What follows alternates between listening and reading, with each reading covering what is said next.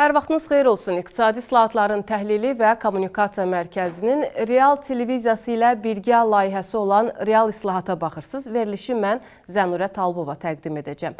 Qonağımız isə mərkəzin strateji planlaşdırma şöbəsinin müdiri Aqil Əsədovdur.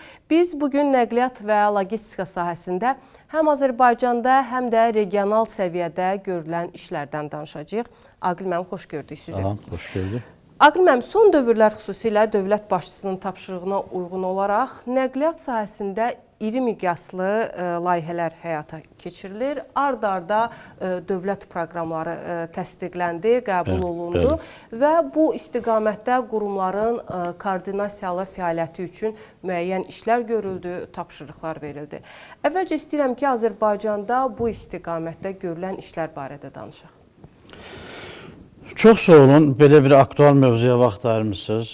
Əslində, hələ 98-ci ildən start götürən nəqliyyat sektorunda infrastrukturun təkmilləşdirilməsinə bağlı, müxtəlif layihələrin həyata keçirilməsinə bağlı görülən işlərin real nəticələri ortadadır və bugünlər Azərbaycan nəqliyyat sistemi, Azərbaycan nəqliyyat sisteminin infrastruktur təminatı istənilən müasir tələblərə uyğun daşınmaları həyata keçirməyə qadirdir. Bu istiqamətdə görülən işlər, deməli, infrastruktur təminatına bağlı, istər nəqliyyat parkının müasirləşdirilməsi, istər infrastruktur təminatının müasirləşdirilməsi. Bunlar hər biri 2004-cü ildən ölkədə start götürən proqram təminatlı dövlət idarəetməsinin bariz nümunələridir. Ayrı-ayrı sahələrlə bağlı, ayrı-ayrı istiqamətlərlə bağlı proqramlar qəbul edilibdir və bugün Azərbaycanın nəqliyyat mənzərəsi müsbət dəyərləndirilə bilər. İstər burada ictimai nəqliyyatla bağlı həyata keçirilən alternativ yanacaqdan istifadə edən nəqliyyat vasitələrinin tətbiqi, istər mikromobillik istiqamətində həyata keçirilən layihələr, bunlar hamısı Azərbaycan nəqliyyat sisteminin müasir çağırışlarla uzlaşdığını göstərən səbəblərdir. Amma həm də bir məsələni qeyd etmək istərdim ki, nəqliyyat cəmiyyət və sənayenin daşımalar olan tələbatını yerinə yetirir və müəyyən mənada cəmiyyət və sənayenin tələblərindən, zövq və tələbindən asılı olan bir sahədir. Ona görə bugün üçün müasir tələblərə cavab verir, amma eyni zamanda davamlı təkmilləşdirmə tələb edən bir sahədir. Aqil müəllim, ötən dövrdə Prezident İlham Əliyev tərəfindən Bakı şəhərində və ətraf ərazilərdə nəqliyyat infrastrukturunun təkmilləşdirilməsinə dair dövlət proqramı təsdiqləndi. Bu proqram 2025-30-cu illəri əhatə edir və əhali tərəfindən də kifayətlə maraqla qarşılandı, gözləntilər çoxdur. Və bu proqramın da monitorinq qiymətləndirilməsi bizim mərkəzə tapşırılıb. Mən bilmək istəyirəm, hansı məsələlər nəzərdə tutulub bu proqram çərçivəsində, əhalini hansı yeniliklər gözləyir? Bəli, bu proqramın əslində ictimaiyyət tərəfindən maraqla qarşılanmasının əsas səbəblərindən biri odur ki, proqramın başlıca hədəfi avtomobil yönümlü şəhərdən vətəndaş yönümlü şəhərə keçidi təmin etməkdir. Proqramda təqribən 7 istiqamət üzrə 60-dan çox tədbirin həyata keçirilməsi, layihənin həyata keçirilməsi nəzərdə tutulur və bunların hər birinin əsas məqsədi əldə edilən, təmin ediləcək yeniliklərin avtomobillər üçün deyil, vətəndaşlar üçün nə qədər əlverişlidir. Bu istiqamətdədir. O baxımdan da təbii ki, belə bir proqramın cəmiyyət tərəfindən maraqla qarşılanması da təbiidir. Proqram gətirəcəyi yeniliklər çox sayılıdır. İlk növbədə onları qeyd etmək istərdim ki, 500... Artıq məlumdur da, hansı yeniliklər, hansı əlbəttə, işlər hədəflər görüləcək? var. Əlbəttə, konkret hədəflər var ki, məsəl üçün, tıxaclarda sürət həddinin mümkün artırılmasına nail olmaq, eyni zamanda ümumi orta sürətin artırılmasına nail olmaq, ümumilikdə qabaqcıl dünya təcrübəsinə uyğun olaraq 20 dəqiqə ərzində sərnişinin mənzil başına çatmasını təmin etmək, ümumi hərəkət müddətinin sərnişin üçün yarım saat 30 dəqiqə müddətində formalaşması, bununla bağlı konkret olaraq İngiltərə təcrübəsinə, London təcrübəsinə müraciət edilibdir. O cümlədən 500 metr radius deməli əhatəsində hər kəsin ictimai nəqliyyata çıxışının təmin olunması və əsas hədəflərdən biri proqramda qoyulubdur. Bugün üçün Bakı şəhərində fərdi nəqliyyat vasitələrinin hərəkət 50% və onun üzərindədir. Amma hədəf qoyulubdur ki, 2030-cu ildə proqramın reallaşmasının sonuna doğru artıq fərdi nəqliyyat vasitələrindən istifadə 40%-dən aşağı olacaqdır, 40%, 30% həcminə düşəcəkdir. Deməli, qarşılığında isə ictimai nəqliyyatdan istifadə artacaqdır. Bu, Yəni, nə qədər müddət nəzərdə tutulur icra üçün? Yəni, tezliklə bunu əhali hiss edir. 2030-cu ildə, təbii ki, artıq proqramın icrasına başlanılıbdır. Bu istiqamətdə təşkilat təşkilati işlərə başlanıbdır, layihələndirmə, smeta işlərinə başlanıbdır, amma nəticələr daha əsas etibarilə dediyimiz hədəflər 2030-cu ildə proqramın qarşısına qoyulmuş hədəflərdir. Burada eyni zamanda paralel olaraq şəhər ictimai nəqliyyat sisteminin təkmilləşdirilməsidir, yeni avtobus xətlərinin, yeni avtobusların xəttə buraxılmasıdır, yeni avtobus marşrutlarının yaradılmasıdır və ən vacib məsələlərdən biri proqramda cənab prezident tərəfindən tapşırılıbdır müvafiq qurumlara ki, ayrı-ayrı dövlət idarələrində, təhsil və tibb idarələrində iş vaxtının diferensial təmin olunması, məktəbli avtobuslarının tətbiq olunması. Yəni, bütün bunlar hamısı göründüyü kimi ictimaiyyətin daha da məmnunluğuna hesablanmış addımlardır və ümid edirik ki, proqramın yekununda da bu nəticələrə hasil olunacaqdır. Eyni zamanda da həm məktəbli avtobusu, həm diferensial vaxtlarla bağlı araşdırmada proqramın sonunda bu qoyulan tətbiqlər eyni zamanda Bakı şəhərinin tıxacının azalmasına, Bakı şəhərinin ekoloji vəziyyətinə və ən əsası da vətəndaş məmnunluğunun daha da artmasına gətirib çıxaracaqdır. Aqil müəllim, bir də vahid fəaliyyət planı var. Belə bir plan qəbul olunur. Bu plan, yəni bu proqram çərçivəsindədirmi, yoxsa bu ayrı bir məsələnin, ayrı bir istiqaməti özündə cəmləşdirir? Bəli, vahid fəaliyyət planı Nazirlər Kabinetinin sərəncamı ilə qəbul olunmuş bir sənəddir. Bu, yol hərəkətinin təhlükəsizliyi ilə bağlı 2019-2023-cü illəri əhatə edən dövlət proqramı var. Bu, dövlət proqramında qoyulmuş məsələlərdən, dövlət proqramının bir bəndinə əsasında qəbul edilən bir plandır vahid fəaliyyət planı. Vahid fəaliyyət planı çox əhəmiyyətli bir sənəddir. Niyə əhəmiyyətlidir? Biz bilirik ki, yollardan müəyyən kommunikasiya xətləri keçir, kabellər keçir və ayrı-ayrı kommunikasiyalar və bunlar bir çox hallarda bəzən belə bir çox hallarda müşahidə edirik ki, məsələn, tutaq ki, yol çəkilibdir, kommunikasiya xətti yoldan sonra çəkilir və nəticə olaraq nəticədə əlavə vəsait sərfinə şərait yaranır. Bir işin yenidən görülməsinə. Bəli, işin yenidən görülməsinə, asfalt örtüyünün dəyişilməsinə və təbii ki, bu da rast gəlinir bu hallar. Bəli, təbii ki, bu da belə deyək də ümumi işin keyfiyyətini aşağı salır, xərci artırmaqla yanaşı. Ona görə də vahid deməli fəaliyyət planı buna dəlalət edir və əlaqədar qurumların hər birinin görəcəyi işlər Dövlət Şəhərsalma və Arxitektura Komitəsi tərəfindən koordinasiya edilir. Qurumlar illik həmin istiqamətdə dediyimiz koordinasiya, kommunikasiya xətləridir, o yolla bağlı yol layihələridir. Bunların hamısını Şəhərsalma və Arxitektura Komitəsinə təqdim edilir və o əsasda da koordinasiya olunmuş şəkildə həyata keçirilir. Yəni artıq burada yol çəkim, daha sonra su çəkim, daha sonra hər hansı bir kabel çəkim yox. Bunlar hamısı yol yatağında yerinə yetirilir, görülür və sonda artıq yol çəkilir. Vahid fəaliyyət planının əsas mahiyyəti budur. Və burada da önəmli məsələlərdən biri bayaq da siz qeyd etdiniz. Həm dövlət proqramı, həm vahid fəaliyyət planının monitorinqi tapşırılıbdır İqtisadi Saatların Təhlil və Kommunikasiya Mərkəzinə. Amma monitorinq və qiymətləndirmənin həyata keçirilməsi, qoyulan hədəflərin daha tez və daha səmərəli və vaxtında reallaşmasına gətirib çıxarır. Bir ilin sonunda və yaxud da ki 6 ayın sonunda biz baxırıq, artıq monitorinq tərəfi baxır ki, hansı işlər icra olunubdur, icraçı qurumların verdiyi məlumatlar əsasında, hansı işlər icra olunmayıbdır, hansı çətinliklər var və bu da icraçı qurumların koordinasiyası ilə, icraçı qurumların iştirakı ilə müzakirə edilir ki, nəticə olaraq da qoyulmuş hədəflər daha səmərəli və daha yaxşı şəkildə deməli reallaşır. Aqil müəllim, yol infrastrukturunun təkmil olması həm də beynəlxalq layihələrin icrası baxımından çox önəmlidir.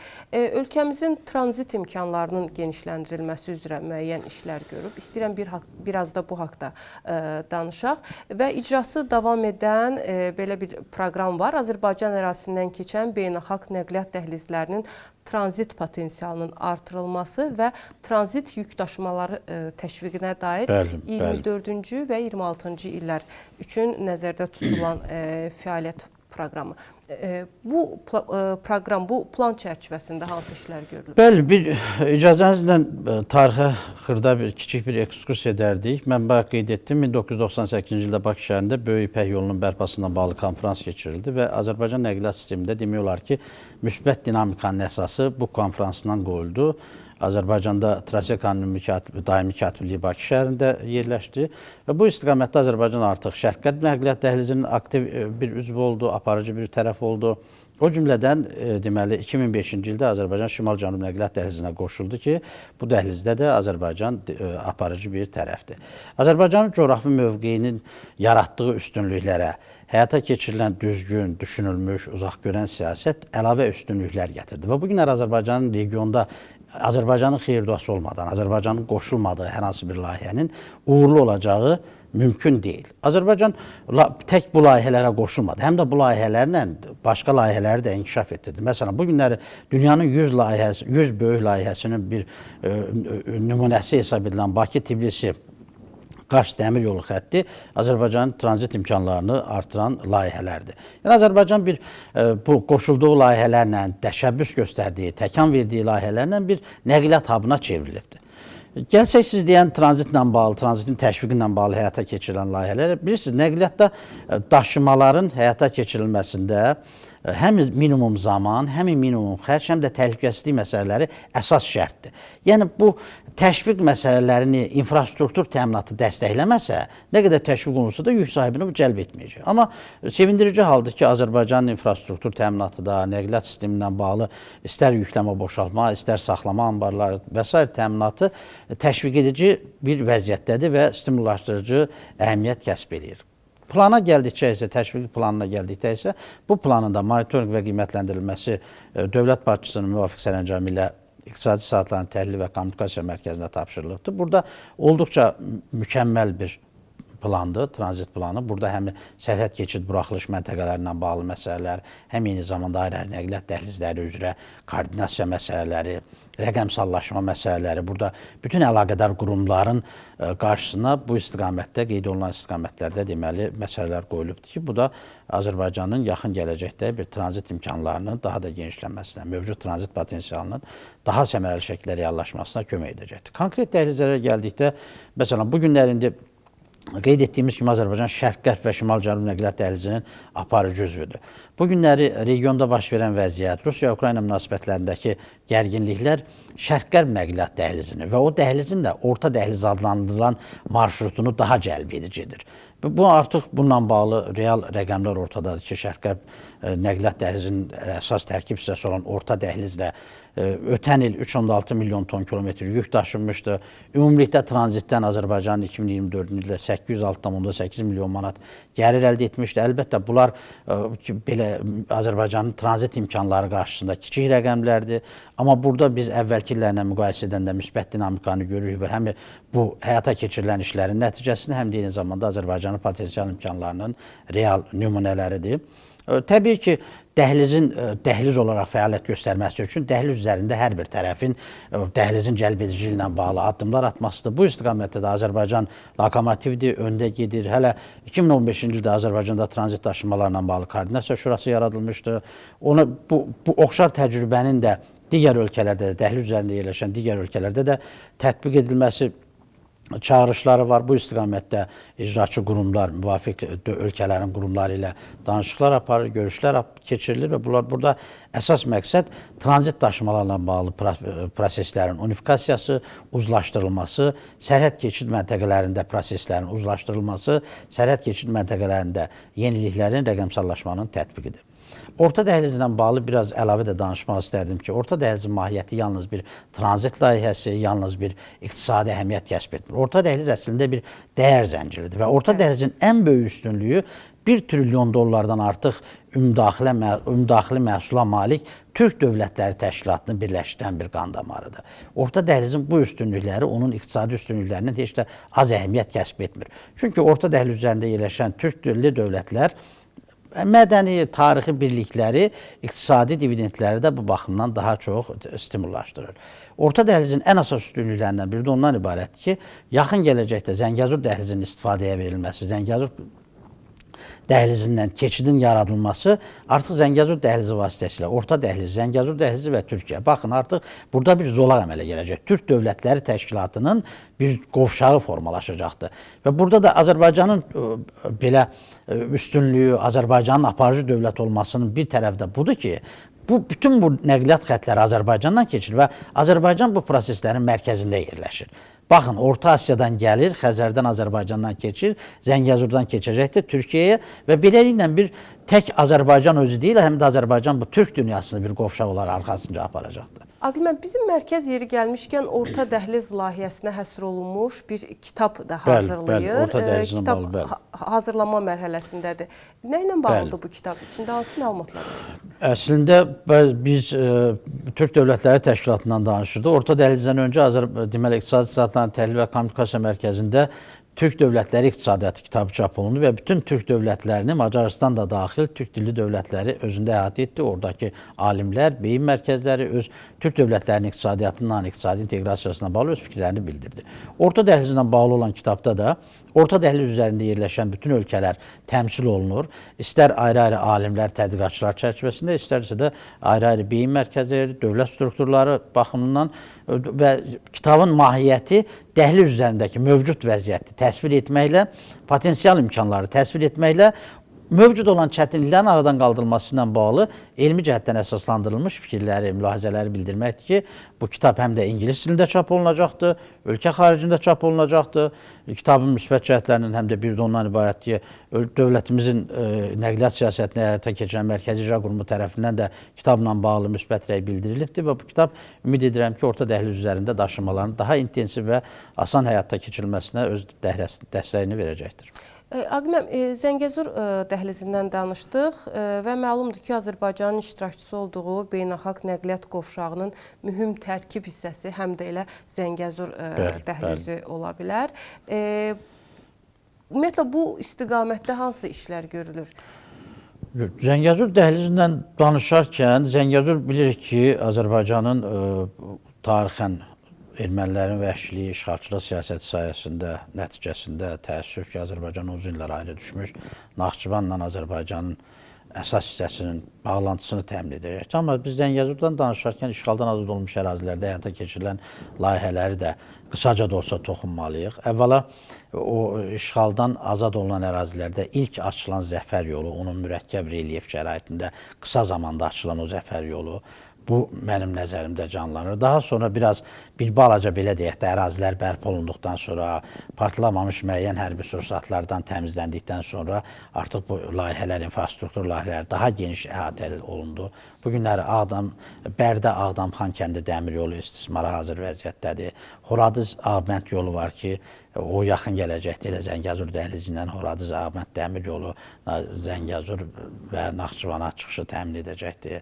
Eyni zamanda sərt Murov silsiləsindən çəkilən və 11 kilometr, 11-12 kilometr əhatə edən tuneldir. Toğana Estusu avtomobil yoludur. Yəni bilirsiniz, ümummilli liderin bir sözü vardı. Yol, həyat, mədəniyyət, iqtisadiyyat deməkdir. Yəni istəyirsə ki, ərazilər bərpa olunsun, istəyirsə ki, insanlar orada yaşasın, təbii ki, birinci növbədə kommunikasiya təmin olunmalıdır. Onun da əsasında yollar dayanır və Azərbaycan dövləti də öz gücü hesabına o əraziləri bərpa edir sürətlə. Yaxın gələcəkdə o yollarla biz gedib, həqiqətən də Cənab Prezidentin dediyi kimi Qarabağın qısa zamanda cənnətə döndüyünü öz gözlərimizdən görəcəyik. Yəni onda deyə bilərik ki, yeni dəmir yolu xətləri, avtomobil yolları ilə bir hub yaradılır. Əlbəttə, amma işğaldan azad olmuş ərazilərdə vacib olan məsələlərdən biri ondan ibarətdir ki, bayaqlar qeyd etdik ki, zəfər yolu qısa zamanda sərt relyef, deməli, mürəkkəb relyefdə formalaşdırdı, sərt iqlim şəraitində. Amma biz heç orada 9 aydan da az bir müddətdə başa gələn beynəlxalq aeroportu demirik. Bugün işğaldan azad olmuş ərazilərimizdə artıq 3 aeroport fəaliyyət göstərir.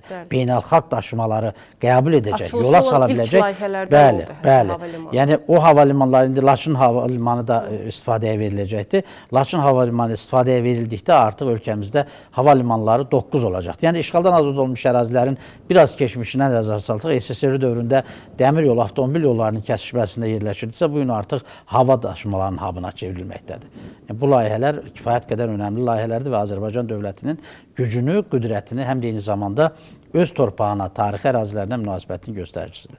Aqil, hava limanlarından, aeroportlardan danışmışkən, istəyirəm ki, qısa müddət əvvəl Prezidentin daha bir tapşırığından danışaq. Hava daşımaları üzrə rəsmiyyətin sadələşdirilməsinə dair bir dövlət proqramı qəbul edildi. Artıq bu proqramın da icrası həyata keçirilir. Mahiyyəti nədən ibarətdir? Yəni, necə izah edə bilərik bu dövlət proqramını? Bəli, hava daşımalarında rəsmiyyətin sadələşdirilməsinə bağlı dövlət proqramı qəbul edildi. Monitorinq və qiymətləndirilməsi bunun da dövlət başçısının sərəncamı ilə İqtisadi İslahatların Təhlil və Kommunikasiya Mərkəzinə tapşırılıbdır. və hava daşımalarında rəsmiyyətin sadələşdirilməsi adından göründüyü kimi məqsəd daşıma proseslərinin sadələşdirilməsidir. Burada daşıma prosesləri dedikdə əsas etibarilə sərnişinlərin təyyarəyə qədərki fəaliyyətindən, prosesdən söhbət gedir. Yəni, aeroportların sərnişin buraxıcılıq qabiliyyətinin artırılması, əlbəttə burada yeni reyslərin açılması, yeni hava marşrutlarının yaradılması da var və bu bütövlükdə ümumilikdə Azərbaycanın bütün hava nəqliyyatı sisteminə öz üstünlüklərini gətirəcəkdir. Bu, 1944-cü ildə qəbul edilmiş beynəlxalq mülki aviasiya haqqında konvensiyadan, o tələblərdən irəli gələn bir sənəddir və bu sənəd Azərbaycanın beynəlxalq çağırışlara, qlobal çağırışlara həmişə həssas yanaşmasının bir nümunəsidir. Təbii ki, iqtisadi tərəfləri, üstünlükləri də var.